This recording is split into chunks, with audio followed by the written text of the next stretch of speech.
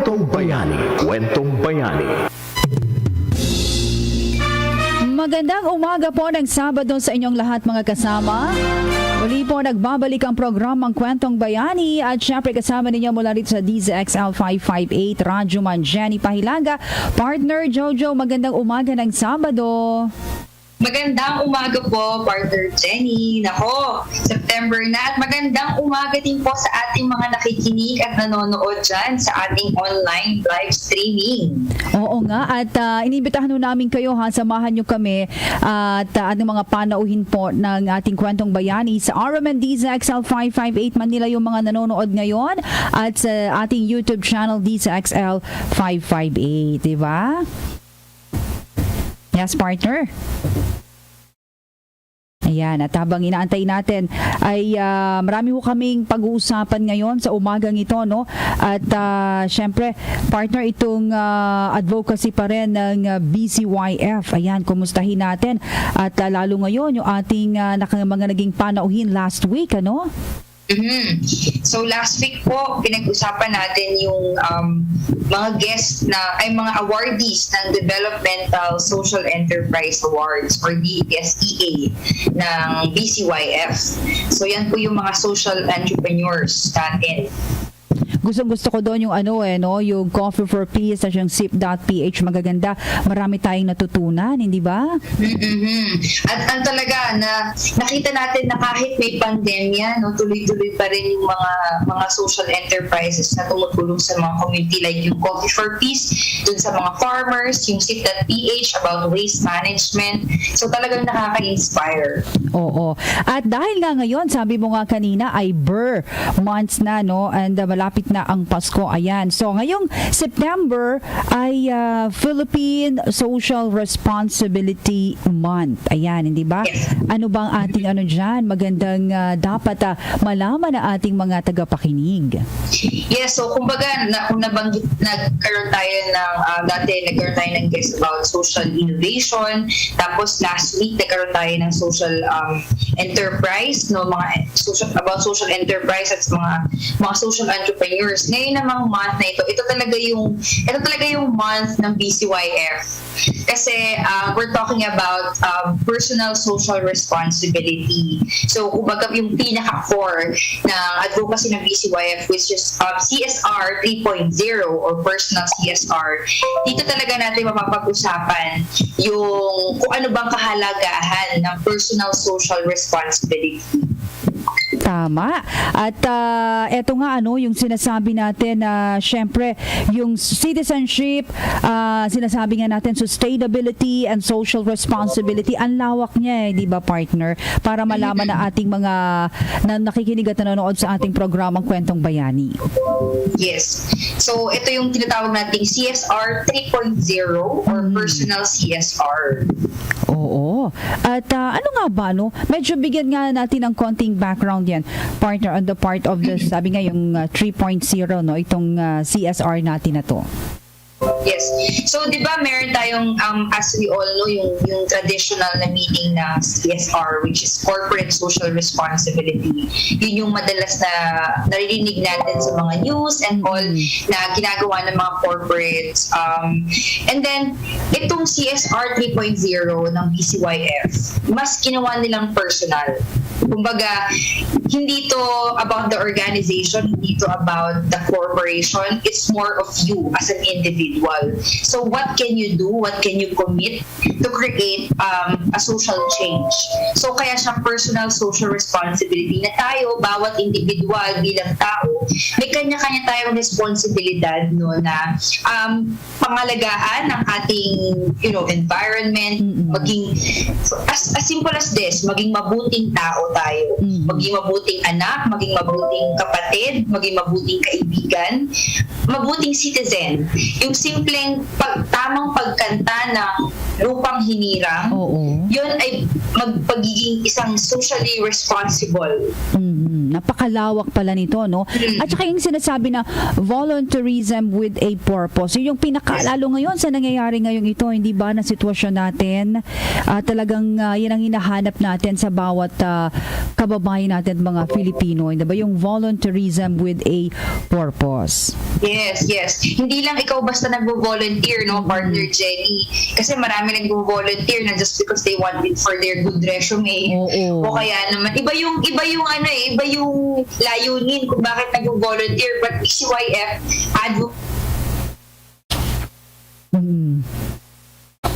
yung sabi nga that specifically na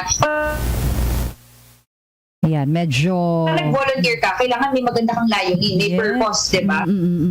Ano ba yung gusto mo? Bakit mo ba gustong gawin ito? Siyempre, importante, anong dahilan mo, di ba? Ayan, malalim na dahilan. Okay, partner? Oo, yun. Medyo nawawala-wala yung ating communication. But anyway, ay pag-usapan din naman natin habang naka-standby na rin yung ating isang panauhin, partner Jojo. But before that, syempre, pag-uusapan din natin yung mga programa at saka yung mga awards, no? Yung ongoing submission of entries. Nga pala, kailan ba ito yung mga entries yung submission at saka saan ba sila pwedeng mag-submit dito para malaman din ng ating mga nakikinig at nanonood? So BCYF po ay merong mga different awards and recognitions na ginagawa ng programa. So ito na nga po yung una, yung ngayong September, yung CSR Youth Awards. So para sa mga kabataan na gumagawa ng mga projects sa kanilang komunidad. Ito po ay, actually ang submission po niya ay this week, yung September this week po. Pero for further details po and announcement of the submission, pwede po kayo pumunta sa BCYF Facebook page or Benita and Catalina Foundation Facebook page. So, makikita niyo po doon lahat ng details kung kailan po ang pinaka-deadline po, pero ongoing na po yan. Tapos po sa October, ang deadline naman po na submission ng Search for Hometown National Heroes. So, yun po, yung National Heroes po naman ay every November. November naman po siya ginaganap. Ayan. So, mas maganda, bisitahin nila yung BCYF, di ba? Yung ating official Facebook page para makapag-submit sila ng entries nila. Kasi maganda to sumali sila, hindi ba? Kasi po talagang para ma-recognize din yung mga ginagawa nila sa community. Tama yun.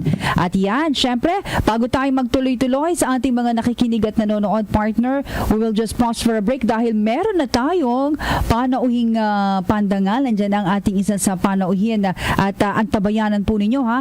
Partner, we'll just pause for a break, ha. Babalik po agad ang programang Kwentong Bayani.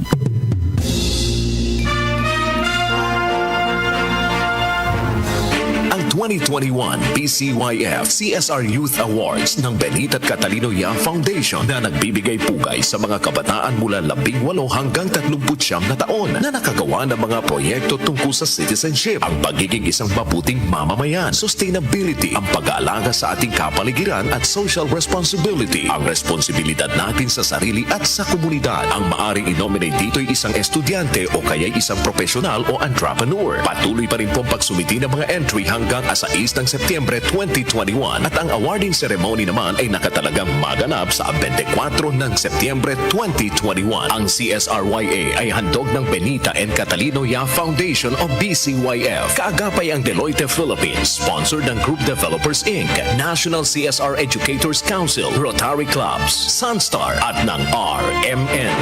Para sa karagdagang impormasyon, bisitahin ang www.facebook.com/CSR Youth Awards o ang www.facebook.com BCYF Foundation at maaaring magpadala ng email sa bcyf.csrya@gmail.com.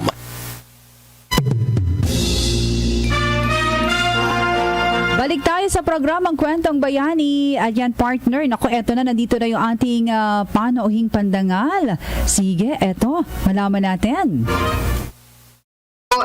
ang ating pong guest for today, actually we have two guests for today na talaga namang expert with their own fields. So, marami tayong matututunan dito pa, partner Jenny. Kahit ako, sobrang na-inspire ako sa mga buhay at kwento ng mga ating panauhin ngayong araw na ito. So, ang ating unang guest po, actually both of them ay forever friends ng BCYF.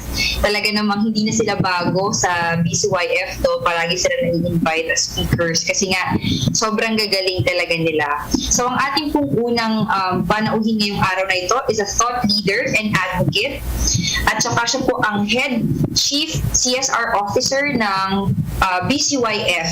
So, pakilala na po natin si Engineer Leia Makatangay. Good morning, Jenny. Good morning, Jojo. Good morning. Thank you very much.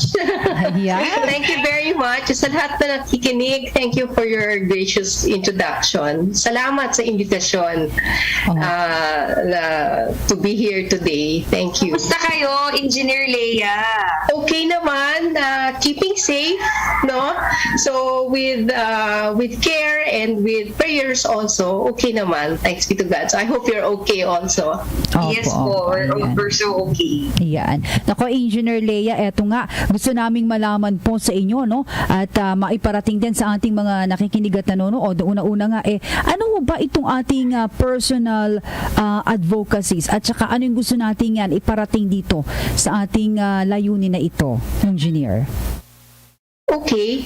So, maybe pwede ko pag-usapan tungkol muna sa involvement ko sa CSR 3.0, no, sa mga proyekto ng BCYF. And then I will proceed to the personal social responsibility. Yes. Kasi it's built on this. Is that all right? Yes, go ahead po, Engineer. Engineer Leia, Okay. go ahead. So, kung mas na-involve ako sa social responsibility projects ng BCYF, sa pamamagitan ng pagturo at pagsasaliksik, since I've been in academe, nasa education sector ako for about 80% of my career.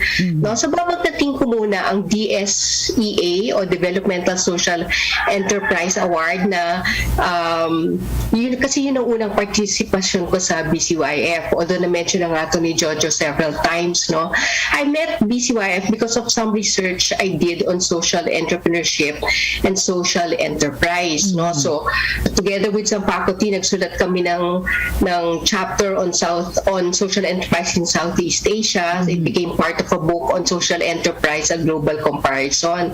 Tapos nagtrabaho rin ako on a corporate social initiative called Negosyo Mo Bukas Ko na nagmamatch ng out-of-school youths with jobs in partner companies. Kaya that allowed them to save money, nakapag-ipon sila para makabalik sa pag-aaral. And then that's when I was invited to a meeting with BCYF founder Mr. Tony Yap and then the co-organizer of DSEA.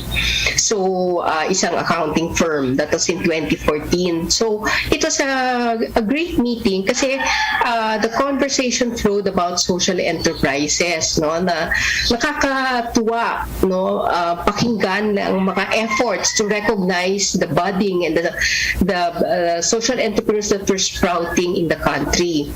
Through DSEA, BCYF wanted na ma-focus ang efforts, no, or ma-highlight yung efforts ng mga young and dynamic social entrepreneurs, no, ma-acknowledge sila at mabigyan rin ng advice at assistance at tulong para further lumaganap o mag-develop, no. I remember a part of the prize, an important part of the prize is the mentoring, no, para nga mag-grow, mag-develop ang social enterprise. So just a bit of anong social enterprise? Itong ay isang organisasyon na sa financial, hindi lang financial goal, pero dalawa financial goal is one and the other is a social goal or objective. So hindi lang profit ang iniisip, although kailangan yung social enterprise financially stable. But the more important is they're trying to solve a social problem or trying to help alleviate a social situation, no? So BCYF created the first social entrepreneurship roundtable where I shared my research on social entrepreneurship, and tapos yung work nga, yung trabahong ginawa ko para sa corporate social initiative for out-of-school youth. So, ang nangyari, nagkaroon ng trabaho yung mga out-of-school youth, so nakapag-impok sila, nakapag-ipon, nakabalik either to take a VOCTEC diploma course or certificate, or to be able to go back to college. No? Tapos at that time, I was CCP, where I was Dean of Engineering. Nag-organize kami together with BCYF yung second and third entrepreneurship roundtables. So these were multi-sectoral meetings from private sector, so mga entrepreneur, mga guro, mga mananaliksik, mga government representatives, companies, NGOs, non-profit organizations, or yung mga financial or lending institutions, at syempre yung mga social enterprises. No? So we tried to define, kasi we felt importante na magkaintindi lahat kung ano ang social entrepreneurship and social enterprise, and to suggest ways and recommendations para mapalaganap ang ecosystem for social enterprises. So, yun yung roundtable, no? Tapos lahat ng suggestions, recommendations, pinaabot through a representative of the office of then Senator Bam Aquino, kasi siya yung champion ng social enterprise sa Senate. So, yung sa third roundtable, si BCYF founder Tony Yap, it is a chance for him to explain the relevance of social enterprises and what BCYF is trying to do in line with the advocacy. No, tapos nakatulong din na nalaman namin lahat ang mga efforts, yung mga initiative ng bawat kada sektor ng bawat ng grupo. And then, another is the National CSR Educators Council. So nabanggit na nga ni Jojo yung CSR, no, Corporate Social Responsibility. So this refers to a corporation's or organization's responsibility to act and behave ethically. At para ma-fulfill ang needs and wants yung needs ng mga stakeholders. So sino ang stakeholders? Lahat noon na may stake, S-T-A-K-E, o interest sa korporasyon. So hindi lang yung mga shareholders at owners, pero yung mga customers, suppliers, employees, government, ang kalikasan, ang nature. No, kasi ang korporasyon, corporations can have a lot of power and resources.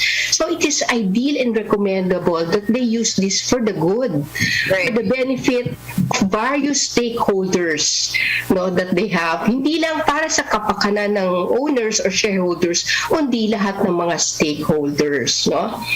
And well, sa side naman ng pananaliksik, research has shown that doing good in business also financially pays off, no? That companies that try to do good do grow, and that includes improved financial performance. Yung NCEC naman, before that, National CSR Educators Council, nag-conduct kami sa BCYF ng CSR Conference for faculty members. I gave a talk on teaching CSR in college. Then that was in 2015 sa DAP. And then after, we conducted CSR Basics Faculty Training Seminar to Business Administration College faculty of various schools.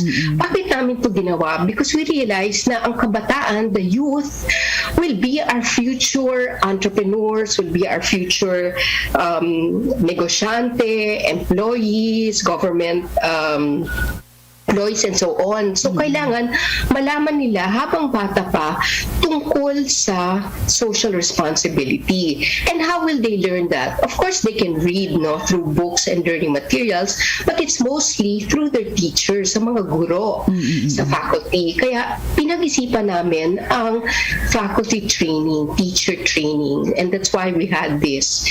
So, na-organize ang National CSA Educators Council, sorry, medyo historical yung approach Okay No, po. pero it was organized and founded by BCYF and 7 universities and colleges in January 2016. So at that time, it is in a school in Makati, Lyceum of the Philippines, hosted by Dr. Peter Laurel.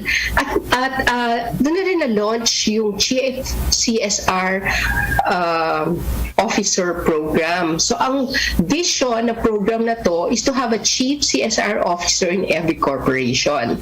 Pero prioritize muna namin yung faculty because a lot of people were in education and yun nga, yung bias in a sense ng BCYF for the youth, no? So the first NCEC meeting after the foundation meeting was in Baliwag University, hosted by Dr. Pat Bustos. So ang mga attendees were representatives of universities in NCR, Region 3, Region 4. And then the second NCE meeting naman was in UE Caloocan, hosted by Dr. Esther Garcia, and then so on, no? And the fifth was in Emilio Aguinaldo campus. So, yung mga member schools ng NCEC, sila na rin nag-organize ng mga NCEC activities, so training for their faculty, at nag-launch na rin sila, tulad ng banggit ni Jojo, ng CSR Youth Awards in their various regions. Nag-launch, no, to make known, to find nominees, no, nag-nominate sila for the award, no? So I just want to mention ang mga very strong members of the NCEC, University of Perpetual Health of Calamba, University of Luzon, St. Newton, Central Colleges of the Philippines, National University, Rizal Tech, Malayan College, La Virgen Milagrosa, and others. So that is CSR, to teach it to faculty and teachers, sa mga guro, para makapag turo sila ng CSR, no, because that's in the business administration curriculum in our country, no, so para sa mga kabataan. Wow, galing naman, Engineer Leia, no? Man, partner Jojo, nako. Parang na-speechless ka, partner. Oo, teka lang. Nakatutok na lang ako kay Engineer Leia eh. Actually, na-cover na ni Engineer Leia talaga yung ibig sabihin ng BCYF, ng personal social responsibility through the projects and the programs that we had over the years that we're building the advocacy through the events and programs that we had. So thank you, Engineer Leia, for sharing those. At nabanggit nyo nga po, no, itong mga naging involvement nyo sa BCYF. So tatanungin naman namin kayo, Miss Engineer Leia, no, ano yung kumbaga parang naging spark sa inyo para maging involved sa BCYF, na ito yung kasi yung personal advocacy nyo, that's why you wanted to really join the organization?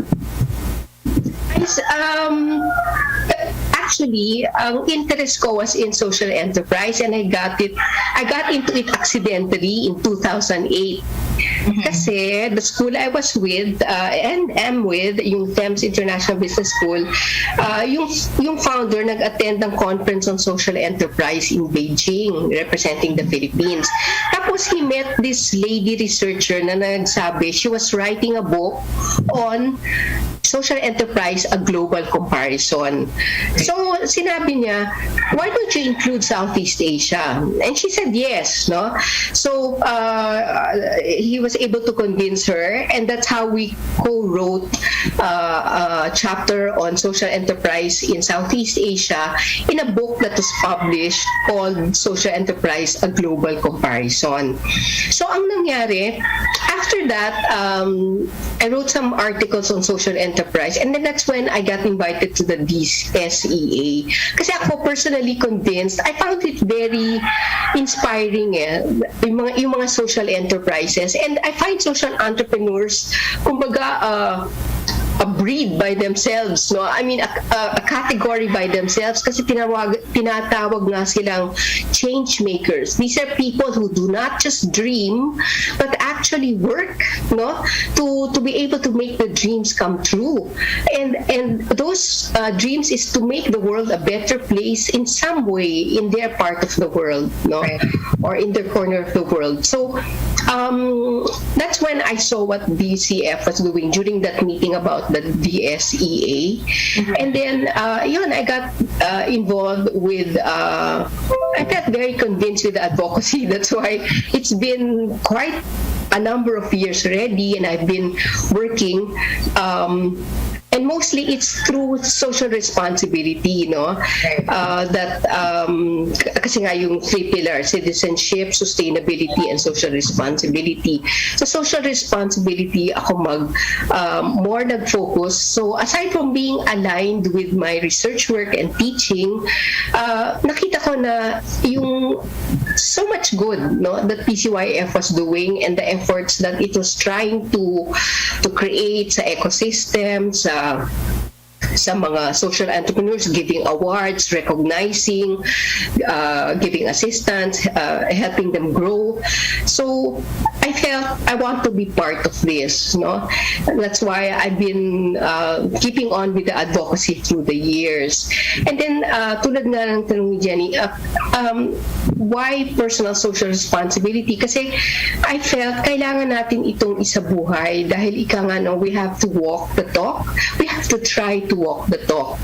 That's why in BCYF, a person can be doing, let's say, corporate social responsibility in a group or organization, but he should also make the effort on a personal level to try to live it. So it's not just thoughts or words, but also actions on a personal level. Right. Yun, di ba? Importante pala. Engineer Leia, ito po, yung tanong natin. Paano po din kayo po sa bahagi po ninyo? Paano natin may hikayat po, yung sa ating po mga nakikinig at nanonood kami lahat, halimbawa, yung mga interesado na maging bahagi po ng BCYF programs na ito, yung mga sabi po nating simpleng mga tao po na mga nakikinig. Okay. Actually, yung mga tao, yung pagsasabuhay ng personal social responsibility can be done in simple ways, May mga tao na can do it in a grand scale because they have perhaps the resources and the time and the talent to do it. But for most people, ordinary people, some even do it without realizing it, So it can also be done in simple, small ways. So how is that? My take on this, my suggestions or recommendations is to take some initiative tulad sa pandemya. Yan, okay. So for example, naririnig natin o nababasa natin sa social media, halos lahat ng tao nasa social media, may mga magsasaka, may mga farmers who are delivering directly their produce, mga gulay, fresh produce, let's say to NCR, let's say if you live in Manila, then try to buy, try to buy from this, try to buy from them. Or kung sakali, kaya naman, to try to order online to keep alive the food businesses, kasi yung mga food businesses, nag-effort sila, they're trying to make the effort na mag-pivot na online.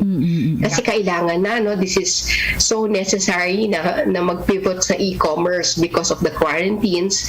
So they're trying to survive, and I think this is a way na, in simple ways, if kung kaya, to try to keep ordering online, if we can, hindi naman kailangan araw-araw, but as much as possible, para makapagbigay rin ng kabuhayan sa ating mga kababayan. And then another is if you can give a tip to your delivery rider, kung kaya, to try also. Also to try to buy from small and local businesses more often. And mag-contribute rin sa community pantry. So kung may community pantry sa lugar nyo, maghanap, pwede rin mag-impok o mag-ipon, whether in cash or kind, para makatulong sa community pantry. Wow, nakaka-inspired naman. Anyway, Engineer Leia, meron po ba kayong nais iparating po na kung saan ba pwedeng mag-follow o malaman po ang inyong page or information? Go ahead po para sa ating mga nanonood or promote. Go ahead po, Engineer Leia. All right, thank you. What I will recommend is to try to follow this radio show, no, because it talks about BCYF's efforts at to try to follow the page of BCYF in Facebook. Because we put we post the various activities of BCYF, no, yung various awards, tulad ng yun nga, no, hindi ko na mention, pero in February is the Philippine Innovation Week, so yun yung mga innovations in various areas, no, and then this month in September is social responsibility. So every month, no, may mga activities ang BCYF and ways on how to get involved, no?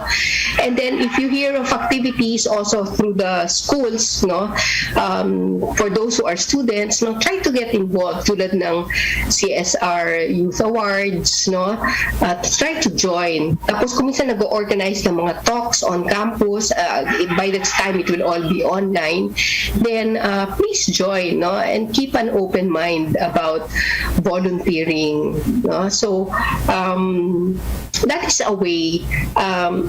If I will get personal, that's how I try to keep on with the advocacy with BCYF in various related areas as a volunteer advocate. So yung volunteerismo, that is a way of doing personal social responsibility, no? And another way, pagdagdagan sa recommendations, no, let's try to pay fair wages, no. Hindi ako entrepreneur, but for those who help me in the home, I try to pay fair wages and to try to support some of their education expenses of their children. So that's a way also for those who are in the home or who have families, yung mga magulang, that's the way of also living citizenship and personal responsibility.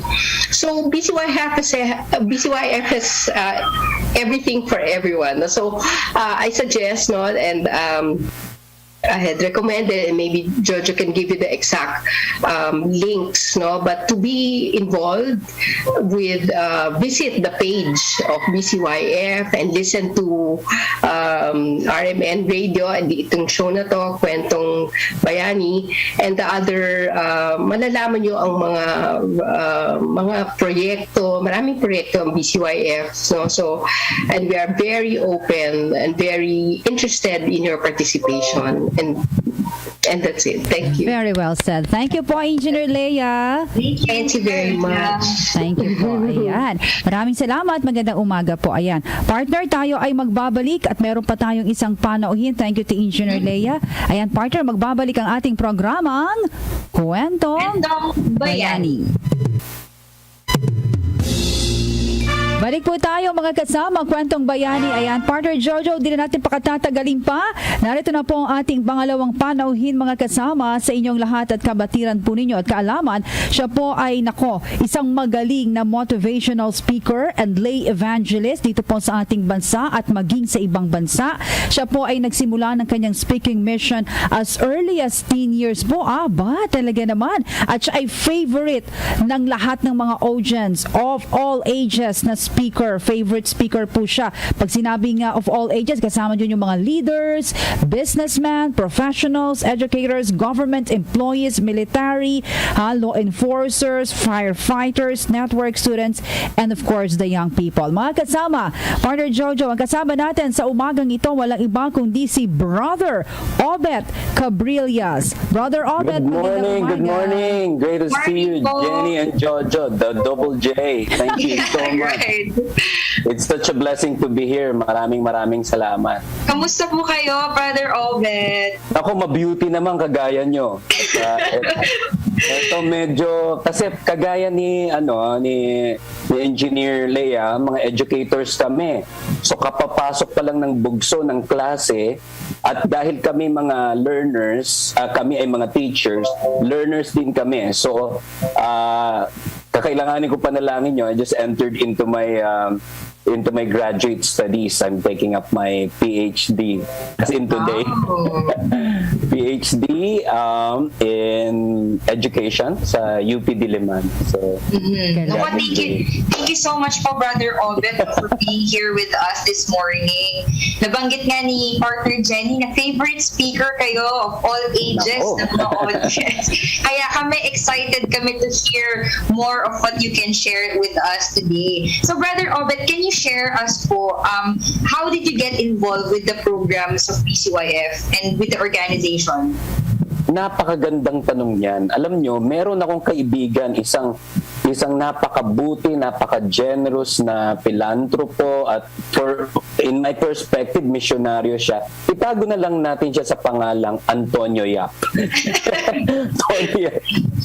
Si Tony, narinig niya ako sa isang event. I don't know where. Kasi po ako ay isang misyonaryo. I'm actually a preacher and a missionary. Pero every so often I get to be invited in corporate events. So motivational by nature.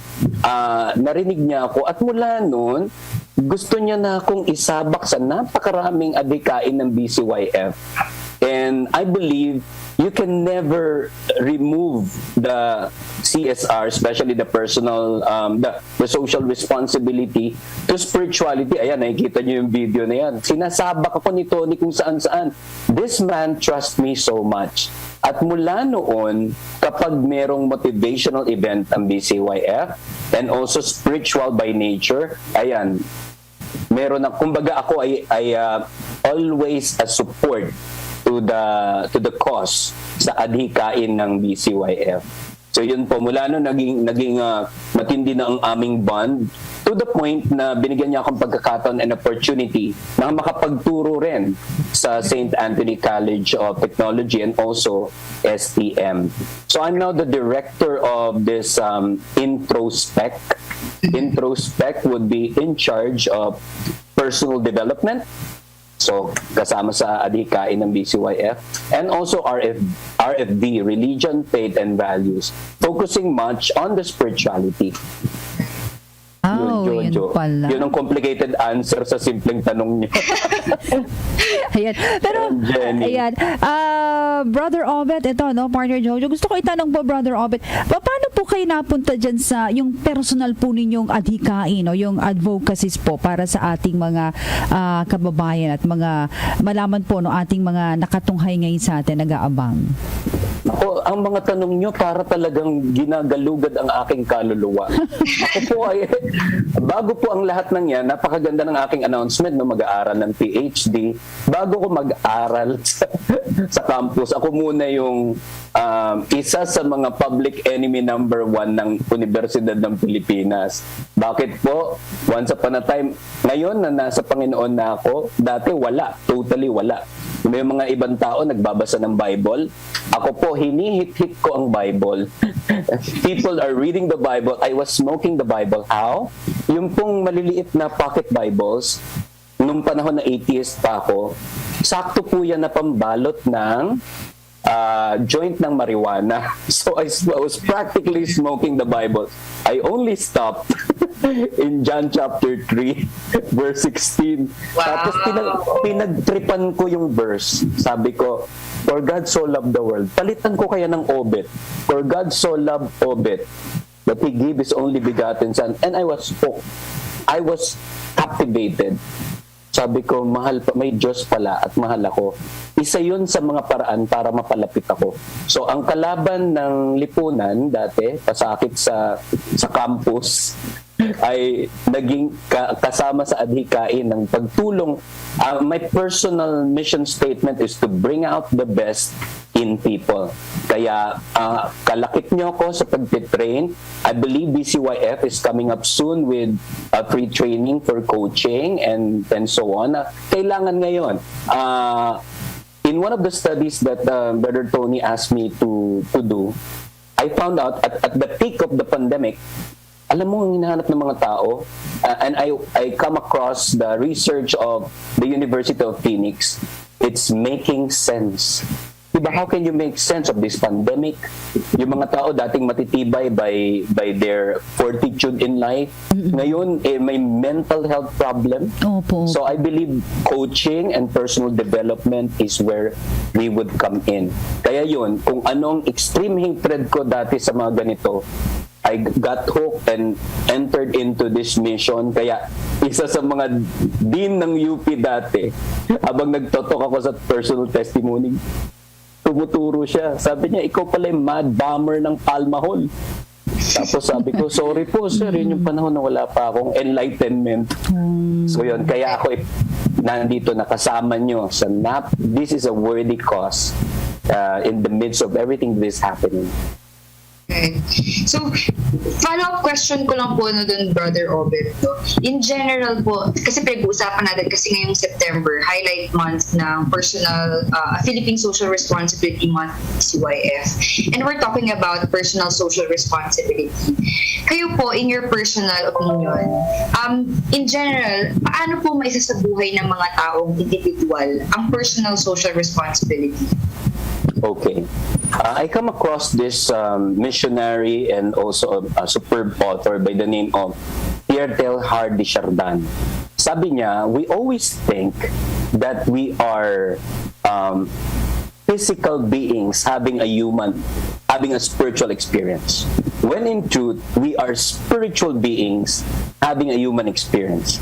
For me, pag walang basic spirituality sa core ng tao, walang saysay, hindi siya magiging, there's no such thing as citizenship, there's no such thing as sustainability, nor social responsibility. If we come across the spirituality or the core of the person, you don't have to check on him. Kumbaga yung tao ay kusang magiging mabuting individual, mabuting Pilipino, mabuting mamamayan, at very productive na bahagi ng kahit na ng organisasyon dun saan niya napapabilang. Okay. Very well said.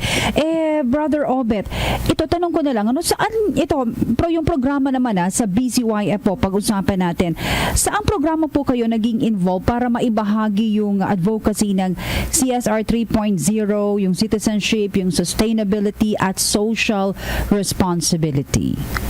Okay. Jenny, yung question na yan, i-align ko sa una kong sinabi. I am a forever support sa mga events, sa mga retreats, sa mga recollections, sa mga motivational events ng BCYF. And also, nahatak ako bilang judge at bilang audience sa mga evaluation ng ating mga awards or mga Bayani Awards ng BCYF. And one of these days, yun, sa akin, kumbaga sa computer, data pa lang lahat eh. One of these days, the advocacy will train people where I could come in terms of spirituality, in terms of their personal development, and also tooling people and teachers and lahat tayo na involved dito sa BCYF. Probably one of these days, we will all be coaches because we need to create a culture of coaching. Siyempre, yun ang aking personal leanings. Pero naniniwala ako na oo eh. Kasi, meron tayo, although nag-adhere ako sa effectiveness ng mga psychologists, pero pag sinabi may kausap kong psychologist, naku, may ganun yan. Yung ganun, I think that would be to the extreme. But imagine if teachers are also coaches. If managers are also life coaches, right. If every person is trained for coaching, right. Trained to listen, trained to see, to bridge the gap between what the person thought he cannot, but what actually he can. I'm a personal witness to this. I've seen people on the verge of giving up. Tapos, kasi sa coaching, you just ask a life-changing question, and then later on, they realize that the solution is also them. Ang analogy ko nga dyan, in terms of personal responsibility, the solution to our problem, actually, the problem is, when you look at the mirror, the problem is there. Parang ako, tinitingnan ko, what's my problem? Ayan, kaharap ko yung reflection ko dito sa Zoom. Pero what's the solution to the problem? Pag tiningnan ko sarili ko in an enlightened way, I am also the solution to my own problem. Di ba? I come across this author by the name of Eckhart Tolle. Sabi ng tao, I'm not with myself today. I'm not feeling myself today.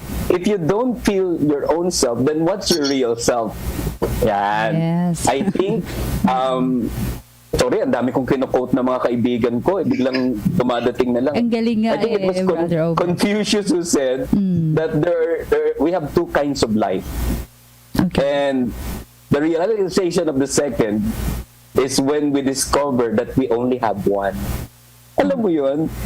Every problem is a potential.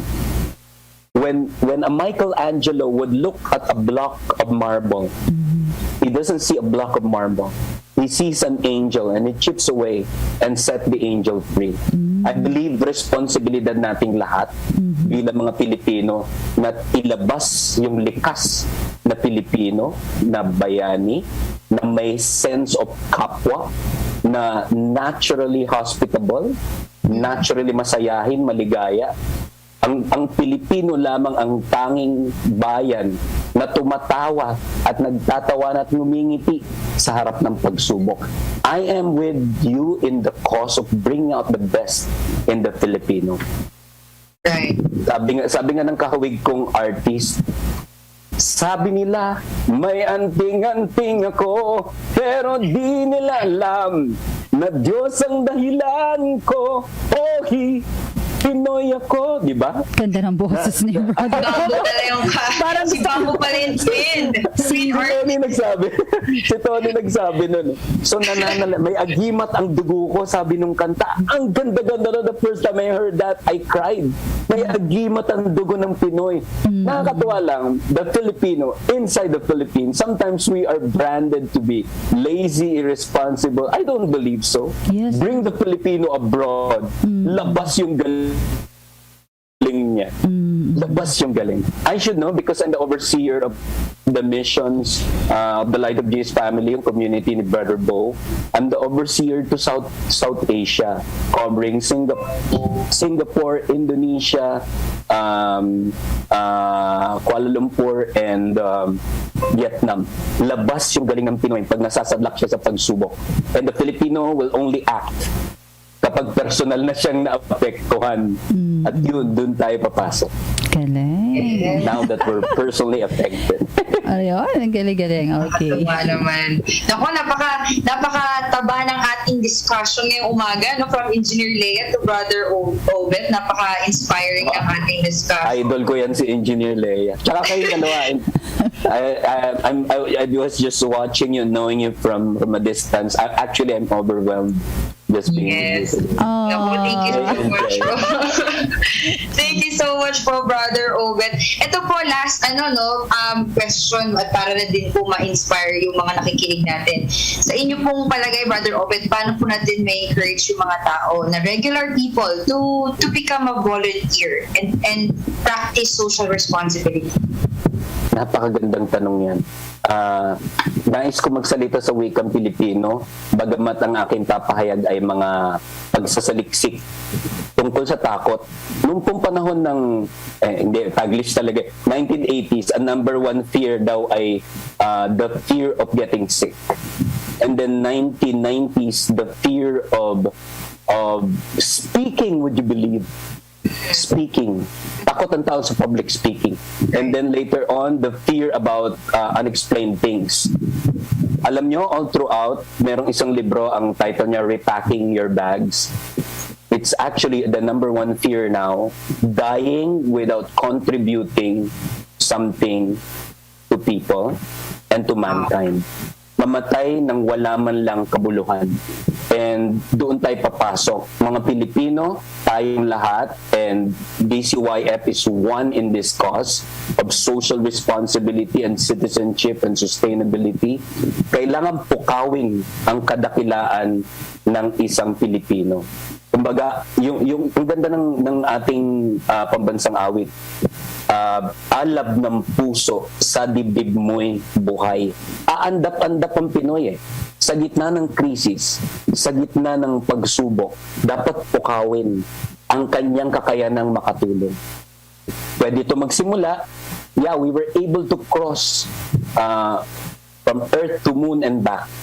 But the first thing to do is just cross the street. Yes, may pandemic, pero mag-abot ka man lang ng ang bagong lutong pagkain sa kabilang bahay. Yes. For sanity's sake, talk to them. Nagsisimula ang pagiging tunay na Pilipino sa loob muna ng iyong bakuran at pagtawid sa kapwa, sa kapitbahay. Wow. Doon tayo magsimula. Galing. Wow! Grabe. Nakakaiyak naman yun. Ano, hanggang Ito, puso. nag-take note po ako, no? I took note of yung, kung babasahin ko yung repacking your bag na. Repacking your bags. Yeah, sige po. Thank you for that recommendation at napaka-inspiring ng umaga. Ito na partner Jenny. Oo nga, Oo talagang nga. parang lumilipad yata ako sa dami ng mga natutunan ko. Magaganda, Brother Obet. Ayan. Kasi ang tawag nila daw dito ay halo effect. Pag Yes. magaling yung mga Oo nga. there's rapport. Totoo. The person being interviewed is perceived to be good. Pero in actuality, Oo. yung mga nagtatanong daw, yun ang magagaling. Ay, hindi anyway, okay, pang wakas na lang din po, Brother Obet, may gusto po kayong i-promote or parting words again para sa ating mga nakikinig at nanonood. Go ahead po, Brother Obet. Ang gusto kong i-promote, wala siya sa merkado, pero you could personally message me. I am an advocate to bring out the best in people, and I wrote this book. It's called Balance is Power. Wow. Ang balance, di ba, sabi ni Brother Bo Sanchez, when your outer life travels faster than your inner life, there is imbalance. Maraming tao ngayon imbalance. I'm promoting this not because I want to earn. I and my wife are volunteers in Bo Sanchez home for the elderly. It's called Anawim. And I partnered this book with my first book, Spell Out Your Love. And ayan, nalapit natin.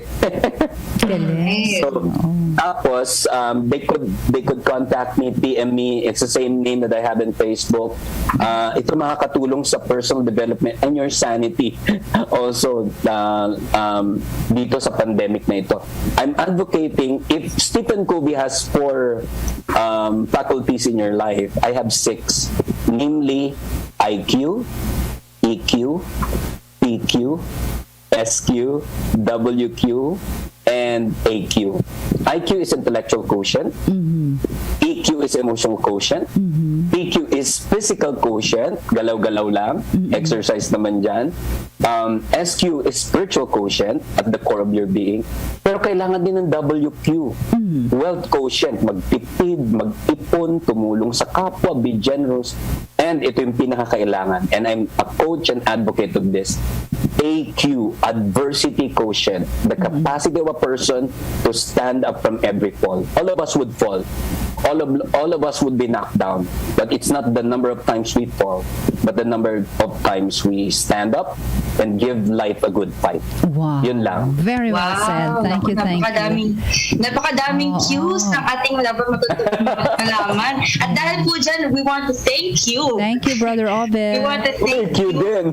Yes, thank you din for being with us po. At yun, kung kayo po ay nais niyo pong makausap or makasama sa pag-volunteer si Brother Obet at si Engineer Leia, pwede po, open na open po ang BCYF for volunteers sa different programs. Pwede niyo pong i-check yan sa bcyfoundation.org, yung official website po. And then yung Facebook page din po na BCY Foundation or Benita and Catalina Foundation. Once again, thank you po, Brother Thank you, Obet. Brother Obet. Maraming salamat po. And for the double J, Jenny and Jojo, know that you are now in my priority list and my prayers. God Thank bless you so you. much po. God bless Thank you. Ayan. Alam mo, partner, wala akong masabi sa mga guest talaga natin ngayon. Sabi mo, parang lumulutang ako sa gaganda, gagaling. Talagang very fruitful itong ating Saturday. Maraming salamat. Ayan, partner. At hanggang sa susunod tayo na Sabado. Go ahead. Yes po, abangan niyo po ulit kami next Saturday at sa mga succeeding weeks po, we're going to talk about more of the programs of PCYF at marami pa pong everyday heroes kaming i-guest dito para po ma-inspire tayong lahat. Maraming salamat, partner Jojo. Until next Thank you so Saturday. much po, partner Jenny. Maraming salamat. Magandang umaga po sa inyong lahat. Dito lamang, partner, sa programang Kwentong Bayani.